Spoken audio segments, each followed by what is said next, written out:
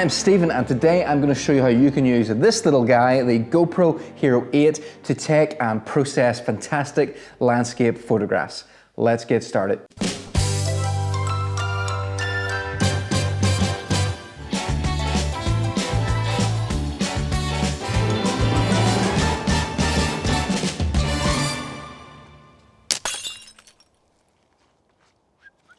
Just before we properly begin, in this video I'm going to be using Adobe Lightroom Mobile to process images. It's a free app, although there are some extra additional features that you can pay money to gain access to. But just to let you know that if you want to follow along, you'll need the app. So about a year ago, I made a video called, I think it was called the GoPro Hero8 Black Text Awesome Landscape Photographs. And in that video, I showed how you could use the GoPro Hero8 to get really good landscape photographs. The video did fantastically well. It got 80,000 views and they're still rising. So I thought when I got the GoPro Hero Black, I really need to revisit that video. Now, something to bear in mind about these small sensor action cameras is they do take good photographs if you know what you're doing and if you use them in the right circumstances. The right circumstances typically are you need to have good quality lighting with lots of contrast, so maybe bright sunny days or sunrises before the sun's really disappeared, or sunset when the sun is up. Where they don't work that well is a really flat light or really low lights, like nighttime shots. Although there are some new nighttime modes on them, but typically, you get the best results when you have sort of a decent quality of light. So when it comes to actually taking the photograph, I keep it really simple. All I do is I go into my photo mode and I make sure that my output is set to RAW. Now, RAW will basically capture an entirely unprocessed image with all the data that the sensor captures when you take that photograph, all intact, and then that will enable you to get the most out of a single shot. There are other modes in there, but I am personally most interested in the RAW because I find it gives the best results for what I want to do with it. So about a week ago, I took a photographer friend up into the Mourne Mountains. He hadn't been up there in over 10 years, and I wanted to take him to a spot I knew would be fantastic at sunset. Now, he's a really good landscape photographer, uses gradient filters and things like that there. I don't have that kind of patience, but we got there and the light was spectacular and the wind was phenomenal. It was absolutely insane. And I suddenly remembered I had the GoPro on I brought it out and I took a photograph, and that's the photograph I'm gonna be processing. And as I said, the only settings I changed in here is all I did was I just made sure that it was set to RAW, framed it up and took the photograph, and that was it. Then once you've got your photograph, you need to get it into Lightroom Mobile, and there are several options for doing this. You can use card readers with your phone. You can transfer it to your computer and open it on the desktop version of Lightroom and let it sync across. The method I tend to use is I open up the card on my laptop and have it check through and pick which photographs I want to process and then airdrop them to my phone.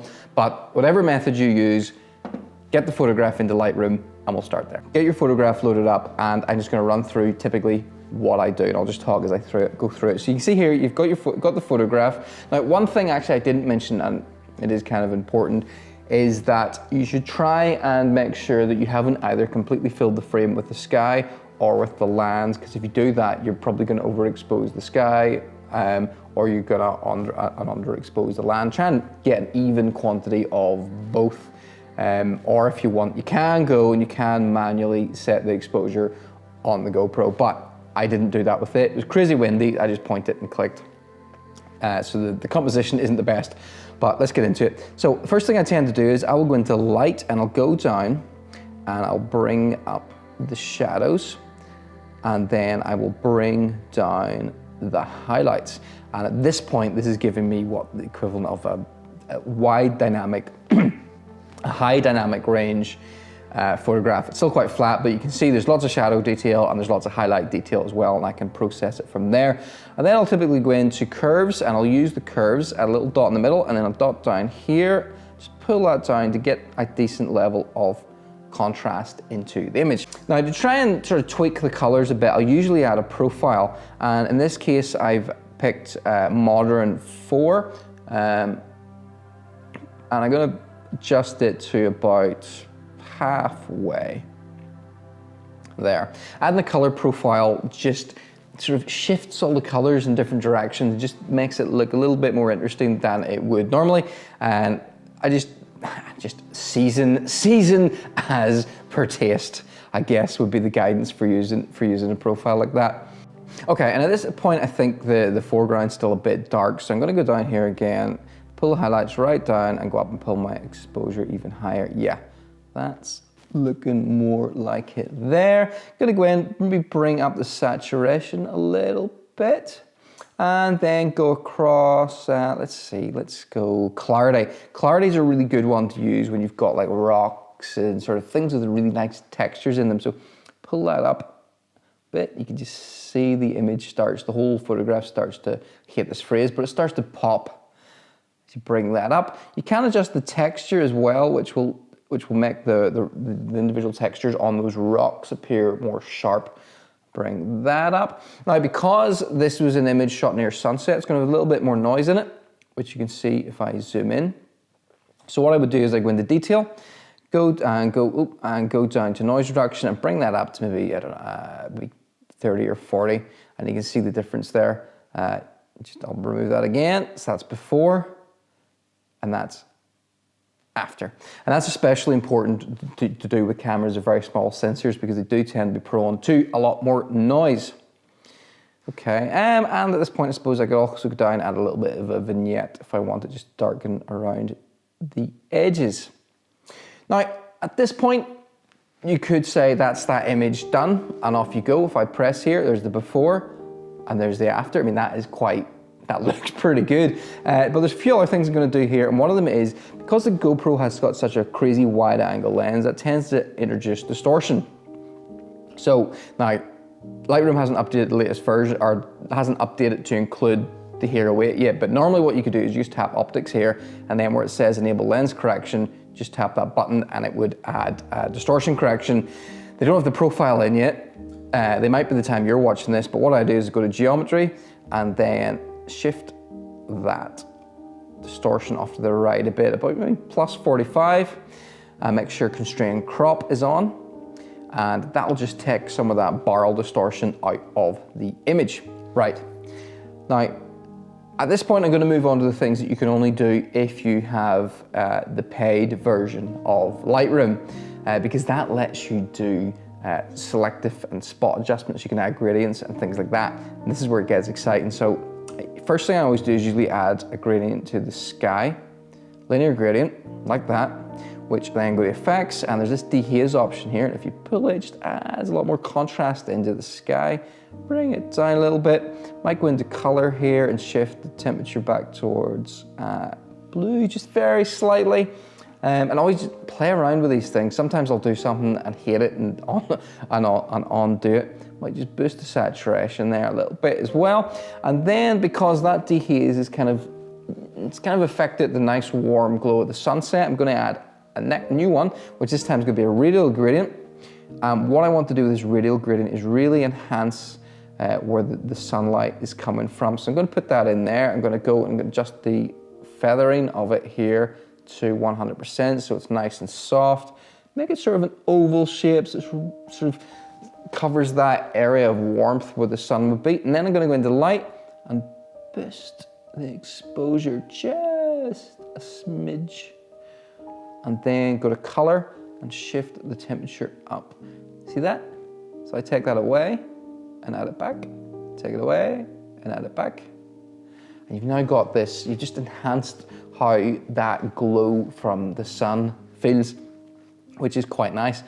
Now at this point, I think my foreground's looking a bit boring, and there's a couple of things I want to enhance in the foreground. The first is I want to enhance the rocks. I think they're one of the most interesting things there, and I also want to enhance little Stephen there, Stephen Hannett, not me, sitting there on the rock. Now he's wearing quite a distinctive blue red hat and blue coat, so I can actually maybe go into the color settings. So I go into color here, go to mix, go to red, and bring up the luminance. See his little hat starting to glow. And then I'm gonna go to the blue, the darker blue here, and increase the luminance slightly. You can see that makes his coat and his bag brighter, which makes him stand out slightly better against the background.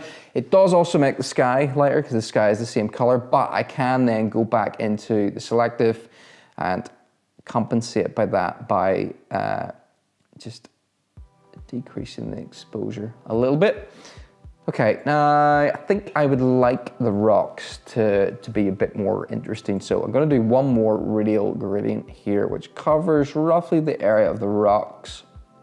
This is a little trick for adding contrast that maybe didn't exist in the original scene. So I'm gonna bring the exposure up on that, brighten that up quite a little bit, pull up the contrast, and then go into the effects and pull the clarity up again on that as well.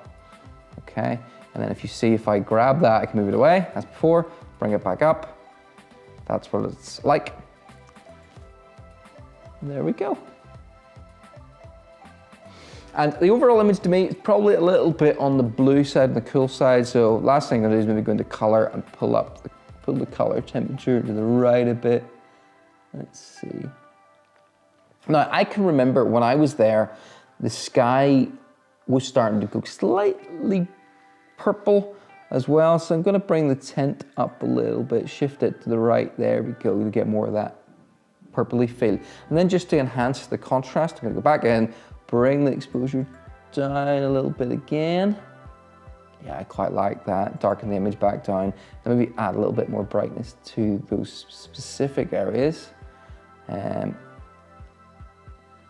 Oh, where has my, I seem to have accidentally deleted my radial gradient for the sun. I'll add that back in. Should have been there. Bring that up. There we go. And once again, that's pretty much it. Press and hold. You can see before and release and after. The secret of getting good results, good photographs with an action camera is the ability to shoot in RAW, and then is the knowledge about how to process afterwards. I mean, even sometimes when you shoot in without RAW, it all comes down to how you process afterwards. Every single professional landscape photographer out there uses techniques like that. So sometimes people get frustrated because they'll go and they'll have a look and they'll see, what did the professional photographer use? They used this camera, and they'll go and buy that camera and they'll take a photograph and be really, really disappointed because they haven't been able to get the same results. And that comes down to that process and knowledge. And you can pretty much use that to get a good looking photograph, a good final result from the vast majority of cameras. I would argue that any camera released in the last 5 years has the ability to take, even 10 years, has the ability to take a really good photograph if you know how to make the best use of the light and the situation at the time.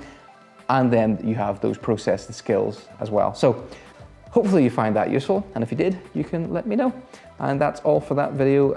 The next one is, the next one is going to be the full video about that hike up that mountain. And it's going to be a video which is a bit more slow paced than my normal videos. And it's going to be sort of a more, I don't know, reflective video on photography. So yeah, I'll see you in that one.